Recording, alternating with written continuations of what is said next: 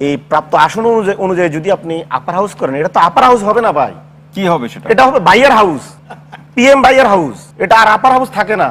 PM বাইয়া যাকে দিবেন সে বসবে। আপনারা কি রাজনৈতিক দল? আপনারা তো এনজিও। জামাত কি রাজনৈতিক দল না? জামাত একটা পত্রিকা মিডিয়া হয়ে রাজনৈতিক দলের ভূমিকা পালন করে, এরকম একজনক মিডিয়া আমরা দেখি না তো। গণতন্ত্র বিএনপি যে দীর্ঘদিন ধরে বিএনপি যে ভারপ্রাপ্ত চেয়ারম্যান দিয়ে পরিচালিত হতে হতে শেষ পর্যন্ত এসে এখন সরকারটাও ভারপ্রাপ্ত প্রধানমন্ত্রী দিয়ে পরিচালিত হচ্ছে।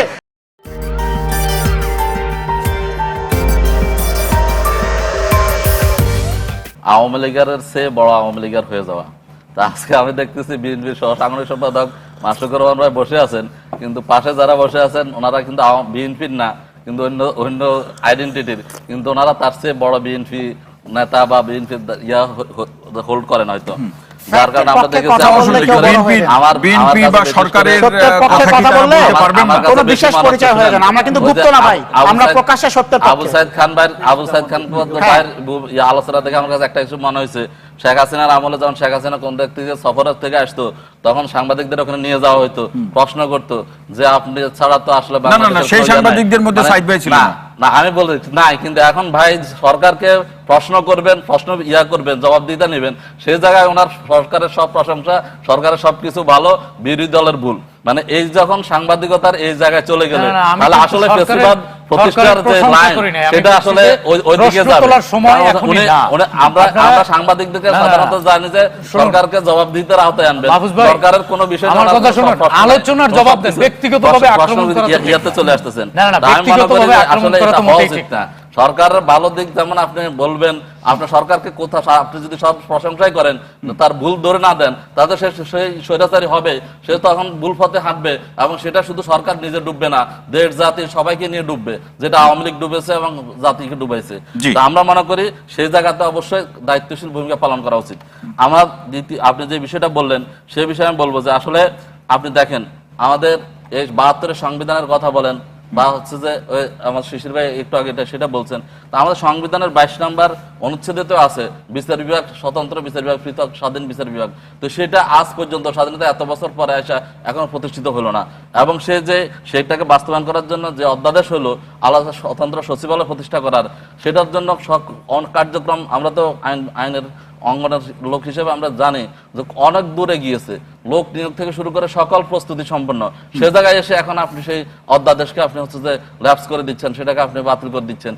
যে দেশের মানুষে আপনার ম্যান্ডেট দিয়েছে, 51% ম্যান্ডেট দিয়েছে, যে সরকার প্রতিষ্ঠা হচ্ছে প্রথম দিন থেকে, যেটাকে আমরা বৈধ সরকার মনে করি, ওই বৈধ সরকার জনগণের আরেকটি ম্যান্ডেট 70% ম্যান্ডেটকে সে মানছেন না, প্রথম দিন থেকে মানছেন না। আজকে 50-52 দিন সে এটাকে অস্বীকার করে যাচ্ছেন, অন্যায় করে যাচ্ছেন জনগণের ম্যান্ডেটের সাথে। আপনি কি মনে করেন এটা প্রতিশ্রুতি ভঙ্গ নয়? আপনার এখন বিএনপি এগুলো কেন মানছেন না? তাকে আপার হাউস দেওয়া লাগবে, প্রধানমন্ত্রীর ক্ষমতা কমে যাবে। প্রধানমন্ত্রীর ক্ষমতা কমাতেই তো চাই আমরা, কারণ প্রধানমন্ত্রী তো এখানে স্ট্রাকচারালি এখানে ফেসিস্ট হয়ে ওঠেন। ক্ষমতা চান কি আপনারা? কি একটা পুতুল প্রধানমন্ত্রী চান? আমরা পুতুল কেন?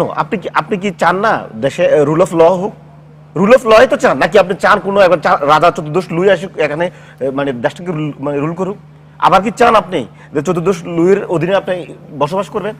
আমি আপনাকে বলি, দেখেন, বলুন, বিএনপি শুরু থেকে বলেছে তারা আপার হাউস মানে মানবে, কিন্তু তারা আবার মানে প্রাপ্ত ভোট অনুসারে মানবে না, পিয়ার পদ্ধতি মানবে না। আচ্ছা আমার বলেন, যদি সংখ্যা মানে আপনি যদি এই প্রাপ্ত আসন অনুযায়ী যদি আপনি আপার হাউস করেন, এটা তো আপার হাউস হবে না ভাই। কি হবে সেটা? এটা হবে buyer house, PM buyer house. এটা আর আপার হাউস থাকে না। পিএম বাইয়া যাকে দিবেন সে বসবে এখানে। আমরা তো বলেছি যে আপনার প্রাপ্ত ভোট অনুযায়ী আপনি আপার হাউস করেন।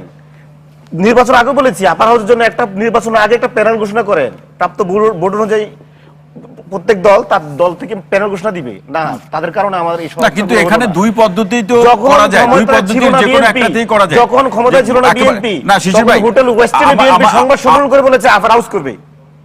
না সেটা তো ভাই বিএনপি কে অস্বীকার করছে আপার হাউস করবে না। আর আপনি যে বলছেন, আপনারা বলেছিলেন যে আপার হাউস এভাবে করবে, আপার হাউস চাচ্ছে না, এটা চাচ্ছে, এটা বিএনপি রাজনৈতিক বিএনপি না এটা হওয়া না হয় একসময় ভাই। বিএনপি আপনার কথা রাজনৈতিকভাবে চিন্তা বাধ্য না।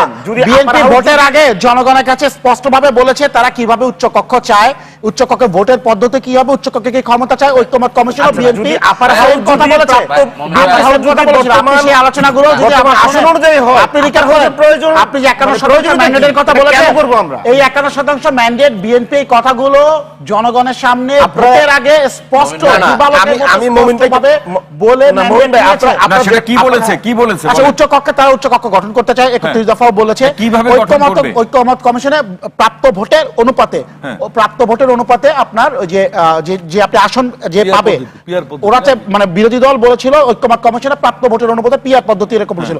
আবার ইসলামী আন্দোলন বাংলাদেশ বলেছিল পুরো নির্বাচনটাই পিআর পদ্ধতি। এটা নিয়ে একটা ঝামেলা চলছিল। ঐক্যমত কমিশনে স্পষ্ট করে বিএনপির পক্ষ থেকে বলা হয়েছিল নিম্নকক্ষে যে পরিমাণ আসন পাবে সেই আসনের প্রাপ্ত অনুসারে উচ্চকক্ষ গঠন করা হবে। আমি ক্লিয়ার করি, দেখেন বিএনপি যে কথাটা বলছে যে আমরা নোট অফ ডিসেন্ট দিয়েছি এজন্য আমরা আপার হাউসে এবং মানবো না, দ্যাট নোট অফ ডিসেন্টের অর্থ মানে কিন্তু আমি মানবো না এরকম না। ব্যাপারটা হচ্ছে যে আমার মতামতটা ভিন্ন কিন্তু আমি মানতেও বাধ্য যদি তোমরা সবাই এক হও।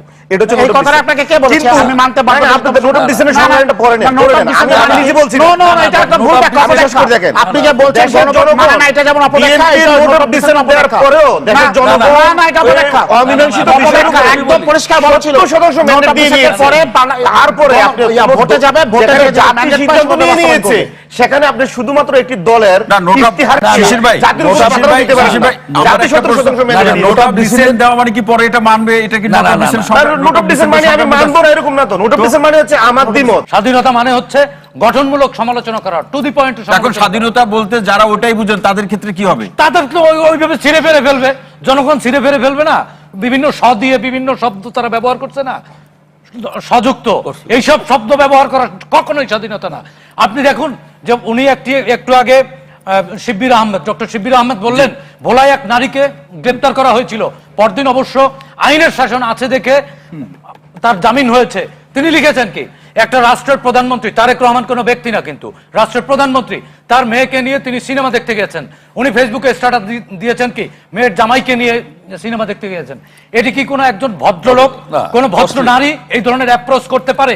এটা তো অসভ্যতা, এটা হচ্ছে অশ্লীলতা। এটা অশ্লীলতাকে আপনি লেজিটিমাইজ করবেন কোন যুক্তি দিয়ে?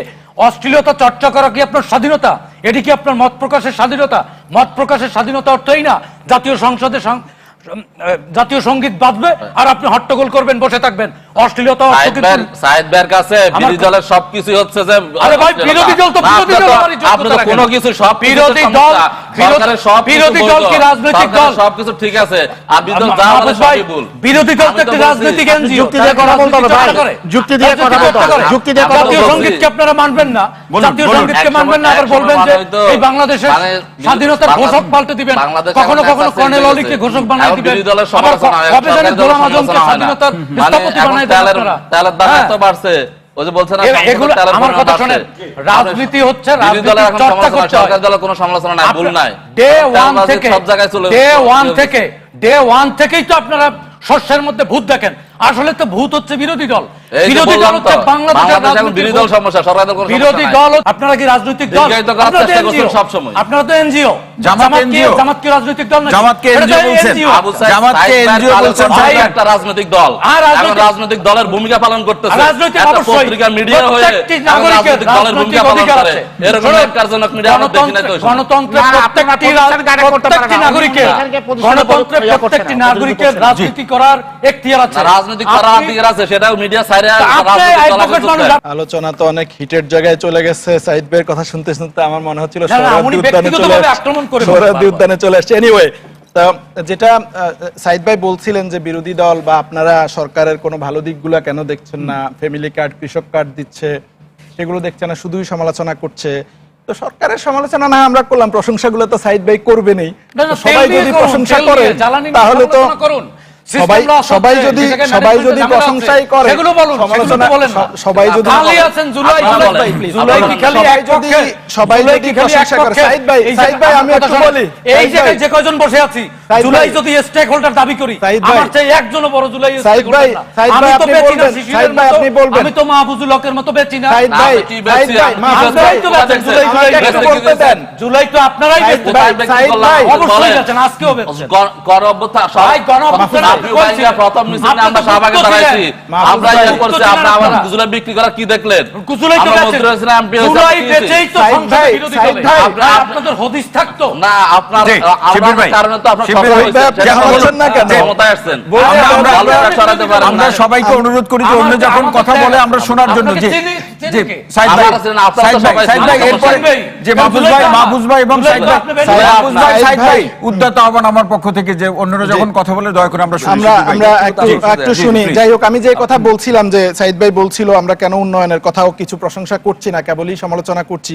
তো উন্নয়নের কথা বলার জন্য সাইদ ভাইরা আছেন, অনেকেই আছেন প্রশংসা করার জন্য, সমালোচনাও করা দরকার আছে। বিরোধী দলের বা সরকারের ক্রিটিক করার মতো, এস্টাবলিশমেন্টের ক্রিটিক করার কিছু মানুষও থাকা দরকার আছে। তো আমরা ধরেন সেই সমালোচনাগুলোই করলাম।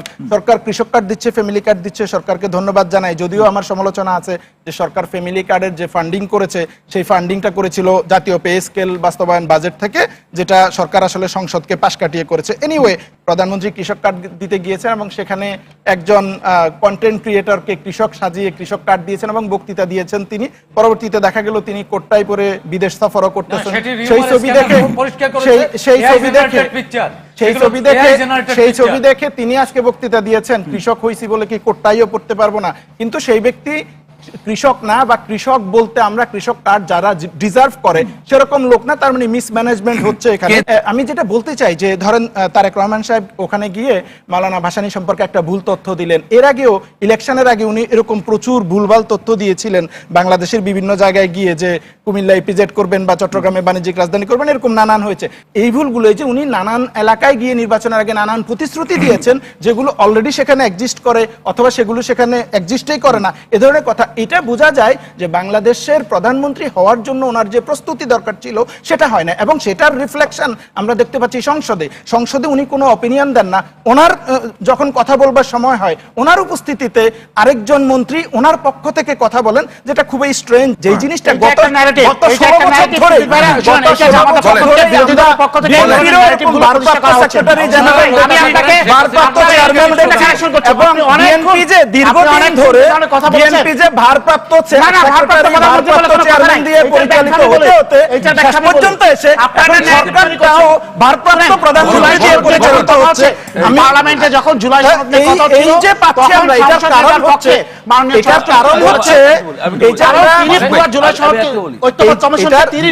কারণ হচ্ছে যে আসলে আমরা প্রধানমন্ত্রী হিসেবে ওনার যে বাংলাদেশকে নিয়ে যেই রকমের স্টাডি থাকা দরকার, হোমওয়ার্ক থাকা দরকার, সেটা নাই দেখে তিনি সেই কনফিডেন্সটা পান না। সেই কনফিডেন্সটা নাই দেখে আরেকজন ওনার পক্ষ থেকে বলেন, যেটা আমরা ডিজার্ভ করি না, বাংলাদেশ জাতি হিসেবে আমরা এটা ডিজার্ভ করি না। এই যে জুলাই নিয়ে যে মাখামাখি চলছে না, কোনো কথা বলিনি। জুলাই নিয়ে যত মাখামাখি হচ্ছে, আমি ওনার শেষ জায়গা থেকে বলি, সালাউদ্দিন আমি তো আহমেদ জুলাই কথা নিয়ে বলবেন, কোনো কথা জুলাই বলি ডিল নাই। করেছেন বলুন। যেহেতু তিনি বলছেন ভারপ্রাপ্ত প্রধানমন্ত্রী, এটা হচ্ছে শিষ্টাচার বহির্ভূত একটা কথা। কেন শিষ্টাচার বহির্ভূত হবে? না, ভারপ্রাপ্ত কখনোই প্রধানমন্ত্রী হয় না। প্রধানমন্ত্রী কি মারা গেছে? ভারপ্রাপ্ত প্রধানমন্ত্রী আমি রেটরিক ইউজ করেছি। আপনি যদি বাংলাদেশ না বোঝেন তাহলে ওটা হবে না। বিভ্রান্ত করার জন্য।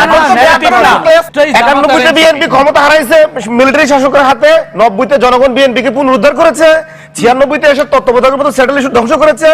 2006 সালে বিচারপতিদের বয়স 2 বছর বাড়িয়ে 17 বছরের জন্য আমাদের একটা 111 চাপিয়ে দিয়েছে। জনগণ তো উদ্ধার করতে পারে না। 36 জুলাই বিএনপিকে জনগণ উদ্ধার করেছে।